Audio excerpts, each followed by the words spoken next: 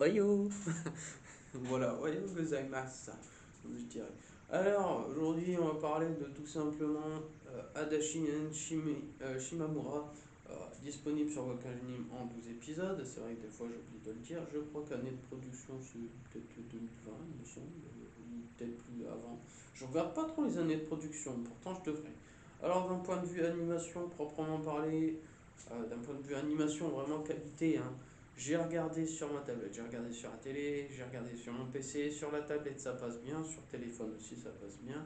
Par contre sur la télé et le PC, il y a quelques séances, même en 1080p, parfois ça passe pas très bien. Même sur tablette, j'ai remarqué des fois les yeux par exemple se partant en vrille, tu vois, pour pas être vulgaire, donc je trouve ça un peu dommage. Dans le fond, scénaristiquement parlant, c'est intéressant de suivre ce Yuri, oui, c'est un Yuri, mais contrairement à certains Yuri que j'ai pu voir, bah, j'en ai vu que deux avant cela peut-être, je crois. Les deux autres que j'ai vus, le premier était pas très intéressant, le deuxième très intéressant, et même très très cool. Blooming to You par exemple, si ça ne vous parle pas. Voilà, Blooming to You. Mais contrairement du coup à Blooming to You, je trouve que ça tape trop en longueur. C'est vrai que c'est pas, c'est lent, c'est un rythme lent. Ça peut être appréciable, mais il y a pas, ça part pas dans l'extrême, hein. Déjà, je pensais qu'il y allait vraiment y avoir une déclaration digne de ce nom, sans trop aller loin. Non, moi j'étais un peu déçu, donc j'ai eu de la déception. Alors peut-être que je vais paraître bizarre, peut-être que la plupart des fans de Yuri en tout genre vont dire ouais, non, tu racontes de la merde, ce n'est qu'un avis subjectif, comme je vais dire à chaque vidéo. Maintenant, si vous voulez dire du mal, allez-y. Ne vous gênez pas, mais en tout cas, je trouve que ça traîne trop en longueur. Et bien sûr, il n'y a pas ce petit côté, il n'y a pas ce petit piment que j'ai pu ressentir dans les deux autres, par exemple, que j'ai vus, hein.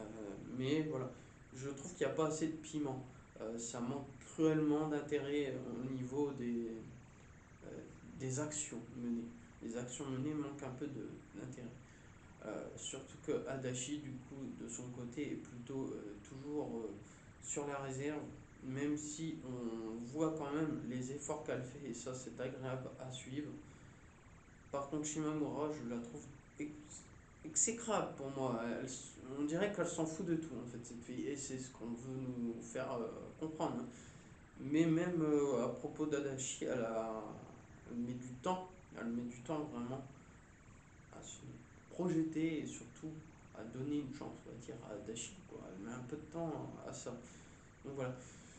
Donc pour moi, c'est quelque chose d'intéressant à suivre, scénaristiquement parlant, oui, mais ça manque cruellement de petits intérêts et de pimentation dans cet anime-là, en tout cas dans cette œuvre-là. Je ne sais absolument pas s'il y aura une saison 2, voire je encore une fois, je ne pense pas. D'ailleurs, on parlera d'un de ces sujets-là sur la chaîne. Pourquoi il y a pas de seconde saison sur la plupart des animés. On va en parler très prochainement. Donc, restez aux infos.